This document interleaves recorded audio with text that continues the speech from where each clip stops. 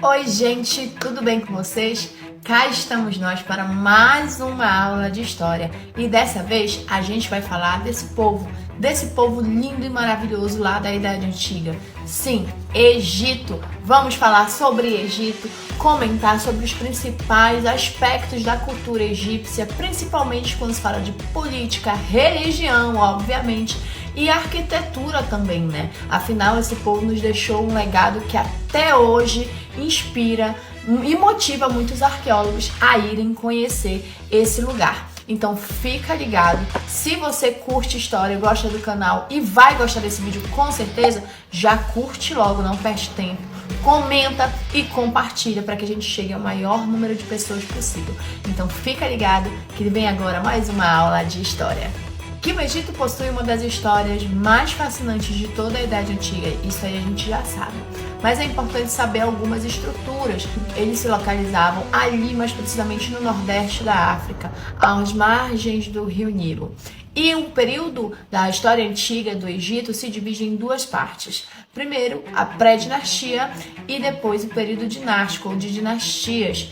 E essas dinastias elas são marcadas pelos grandes faraós, como Tutancâmon, Ramsés, Menés e muitos outros. Então a gente vai fazer essa divisão para a gente poder compreender essa história fascinante dos egípcios.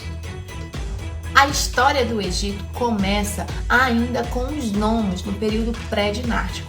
O que são esses nomos? Muito simples, são agrupamentos de pessoas que praticavam ali a agricultura, faziam transações econômicas, então eram grupos que acabaram se unindo e posteriormente formaram ali o que a gente chama de Alto e Baixo Egito, que estavam ali preparando para uma futura dinastia. Em 3200 a.C., Menés conseguiu unir o Alto e Baixo Egito, fazendo com que assim eles se tornassem um só lugar, um só território. E assim começamos o período dinástico egípcio, em que Menés acabou se tornando o primeiro faraó do Egito. Dentre o período de Império Antigo dessas dinastias, cabe aqui citar que foi onde os faraós conseguiram conquistar maior poder político, econômico e religioso. E também é nessa fase em que nós construímos as famosas pirâmides de Gizé com os faraós Khafre, Quéops e Miquerines.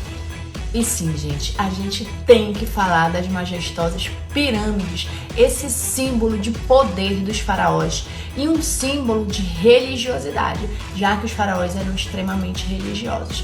As pirâmides foram construídas principalmente para abrigar os corpos dos faraós que acreditavam na vida após a morte. Hoje no Egito já foi catalogado 123 pirâmides, lembrando que nem todas elas estão mais de pé, mas as mais majestosas, obviamente as mais conhecidas, são as famosas pirâmides de Gizé, que compõem ali a pirâmide de Quéops, Khafre e Miquerinos. A pirâmide de Quéops é considerada a única maravilha do mundo antigo em pé até hoje. Então ela tem uma importância e uma preservação muito constante. Além disso, dá para perceber que os egípcios eles eram ótimos matemáticos, porque já foram feitas análises na pirâmide de Quéops e descobriu-se que há um desnivelamento de apenas 15 centímetros de uma pirâmide com mais de 230 metros de altura. Outra coisa importante de se falar sobre as pirâmides no Egito é que a pirâmide de Quéops, por exemplo, a pedra mais leve que se encontra nela pesa 500 quilos e a mais pesada pesa em torno de 6 toneladas. Então é um mistério pra gente até hoje como essa galera conseguiu mover pedras e erguê-las para a construção das pirâmides. Nem os mais experientes arquitetos conseguem decifrar esse mistério da ciência e da arquitetura egípcia. Cabe aqui citar, gente, que no período de Médio Império houve uma estabilização política e econômica muito grande do Egito. Inclusive, eles anexaram vários territórios. Porém, o Egito ele sofria muito com constantes invasões, até por conta da fertilidade do Rio Nilo. Então nós tivemos vários momentos intermediários. Esses momentos intermediários, toda vez que a gente fala sobre isso, lembre-se, momento intermediário no Egito são as invasões que eles sofreram no decorrer do tempo. Então, passando para o Novo Império, que foi um dos grandes e um dos maiores períodos, né, dentro da dinastia egípcia, a gente vai ver grande fortalecimento militar e também estabilidade política e econômica. A política no Egito Antigo era uma política voltada para o poder dos faraós. Lembrando que política e religião elas caminhavam juntas, já que os faraós eram considerados deuses. Isso a gente costuma chamar de monarquia teocrática. Além disso, o poder do faraó era hereditário, ou seja, era passado de geração em geração. Além disso, a sociedade egípcia era estamental, ou seja, tinha uma política em que a sociedade não tinha mobilidade social. Ali estavam os privilegiados na classe mais alta, que era o faraó, os sacerdotes, os nobres, os escribas também tinham um patamar social altíssimo. E lá mais abaixo nós tínhamos os camponeses, os escravos, os artesãos, né, que eram quem realmente sustentava o Egito Antigo. Cabe aqui também falar sobre a religião egípcia, que era uma religião voltada para a adoração a vários deuses. Inclusive, cada cidade egípcia ela possuía um deus diferente em que eles adoravam. Na religião egípcia, a gente vai ver ela baseada em deuses antropomórficos, zoomórficos e antrozoomórficos, tá? Então são 3 tipos aí de colocações que caracterizam esses deuses no Egito. Também outra coisa importante em falar sobre a religião egípcia é a condição de acreditar na vida após a morte. Inclusive, as pirâmides que a gente falou anteriormente eram feitas justamente para isso, porque eles acreditavam que eles retornariam para os seus corpos. E então deveria estar tudo preparado para eles ali. O ritual de mumificação dos egípcios também estava associada à questão da vida após a morte e da religiosidade. Então é muito importante verificar que toda a vida, todo o cotidiano dos egípcios era pautada no quesito religioso. Afinal, até mesmo o faraó era considerado um deus. Para os rituais de mumificação, era muito importante que a pessoa soubesse o que estava fazendo. Afinal, era um trabalho muito minucioso. E eles acreditavam, ao final, né, que eles iriam retornar para os seus corpos. Lembrando, gente, que os rituais de mumificação não são algo exclusivo do Egito. Os incas, os astecas também realizavam rituais de mumificação aqui na América, tá? Bom, para começar, o especialista em mumificação ele começava a retirar o cérebro da pessoa pelas narinas através de uma pinça. Posteriormente, ele fazia um corte na costela esquerda para retirar os órgãos e armazenar esses órgãos em jarros. Eles não tiravam o coração, tá, gente? Porque eles acreditavam que era no coração que ficavam armazenadas as emoções, que não poderia ser retirada do corpo. Então, gente, depois desse processo de retirar os órgãos, eles colocavam uma mistura de sais por cima do corpo e deixava ali de 40 até 70 dias para que fosse retirada toda a água, fosse eliminada todo o líquido corporal. Quando inteirava esses dias, eles iam lá, faziam um processo de embalsamamento do cadáver, né, do corpo, e enfaixavam ali justamente para poder colocar ele no seu descanso até ele retornar para o seu corpo.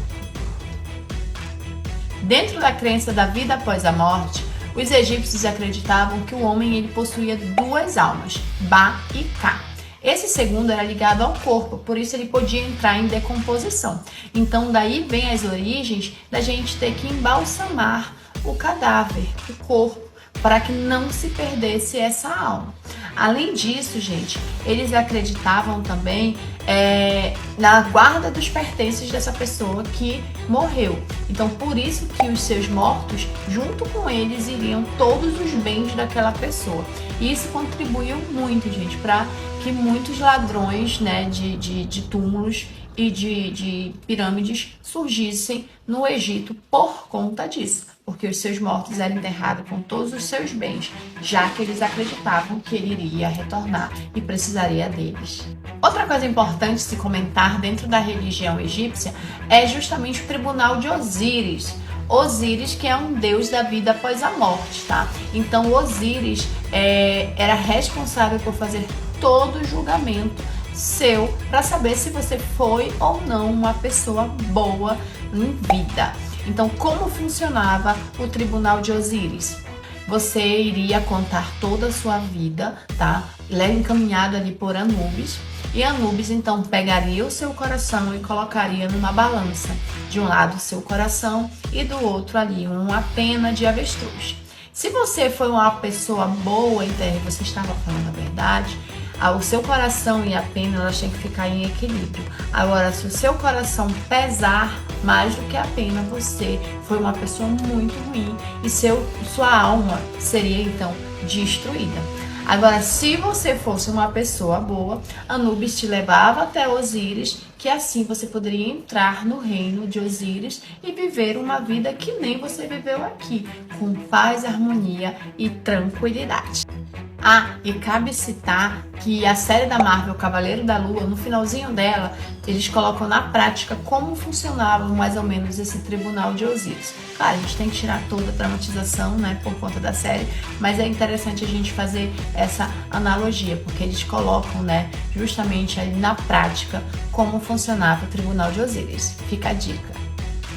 Bem, gente, cabe aqui citar que Egito é uma história muito longa, são mais de 3.000 anos de história, com uma cultura riquíssima, vastíssima, e faltou sim a gente falar de muita coisa aqui. Faltou a gente falar sobre os faraós, a importância, quem foram os mais importantes, alguns mistérios do Egito. Então, se você tem interesse de ouvir e saber mais, é só colocar aqui nos comentários que você quer uma parte 2 desse vídeo que a gente vai fazer, mas tem que comentar muito. Lembrando também de curtir e compartilhar, porque ajuda muito a prof aqui, tá bom? Então, espero que vocês tenham gostado desse vídeo, que vocês fiquem ansiosos pelo próximo. E é isso, gente, que eu tenho pra dizer por hoje. Beijinhos e até a próxima. Tchau!